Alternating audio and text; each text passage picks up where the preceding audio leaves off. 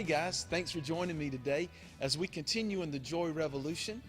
In our last blog, we looked at Psalm 13, and that psalm began with David struggling. He thought God had forgotten him and was ignoring him. His heart was broken. His enemies were winning and rejoicing. David was losing. His adversary had all the momentum. And then we get to verse 5 and he says, "But my heart shall rejoice in the Lord." And we learned that the Old Testament word for rejoice there literally meant to encircle. It meant to revolve. It means to circle with joy or rejoice or a revolution. And it's an amazing picture because we learned that when we rejoice, rejoicing, choosing to joy again becomes the mechanism for our lives to turn around. It becomes the mechanism and the revolution that brings our lives full circle where things really begin to change when we choose to rejoice. And it's just such a powerful picture because, again, the psalm starts with bad news, bad news, bad news, bad news. And then in verse 5, David says, "But my heart shall trust in your mercy, and my heart shall rejoice in the Lord." You know, the most powerful and significant word, I think, perhaps in that entire verse is the first word, that small word that we all use all the time, the word but. My father-in-law, I've heard him say many times, he's talked about the power of the word but. He says this, that the word but's kind of like an eraser. It erases everything that comes before it and puts all the focus on everything that comes after it. So again, we see David, bad news, bad news, bad news, but what does he do? He puts all the focus on God's goodness. He puts all the focus on the fact that he's going to rejoice, and he puts all the focus on the fact that, God's really going to turn this thing around. But we typically don't talk that way, do we? We tend to get that in reverse. We say things like this, I want to rejoice and I want to have a turnaround, but it's just so hard.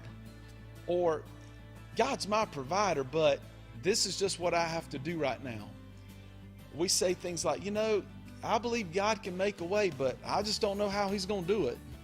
Or, I really love my spouse, but I'm just not very happy. The challenge is this: whatever comes after the but is where we end up living life from. What comes after the but is what defines us. So let me ask you a question. What's making it hard for you to rejoice? Perhaps it's that just what we say and what we think, and even in our own mind and even in our own hearts, we want to rejoice, we want to trust God, we want to move forward, but we end up erasing all of that and replacing it with negativity and replacing it with defeat. Perhaps what keeps some of us from really being able to rejoice and experience a turnaround in our lives is we've just got our butt in the wrong place. Therefore, we're living not from a position of moving forward, but really from the position of defeat and pain. What I would love to encourage you with this week is listen to yourself speak and listen to yourself talk. Let's get our butt in the right place. Maybe we could say things like this. We could say, you know what? Things are tight and we're going through a tough time, but God's my provider. Perhaps we could say things like this. You know what? It's hard and it's difficult, but I'm going to rejoice and I'm going to have a turnaround. Maybe we could say, things are tough at home right now, but I love my spouse. Maybe what we need to do is just get a big old but operating in our life in the right place and to begin to change the position we live from. So we're no longer emphasizing defeat, but we're emphasizing God's goodness, which then will empower us to rejoice, that will then bring us to a place of a turnaround. I'm praying for you this week that, that we'll all just get a big old butt, get it in the right place, and we will begin to be able to rejoice because we're putting our mind and putting our words and putting our heart in the healthy places. Thanks for joining me. See you next time.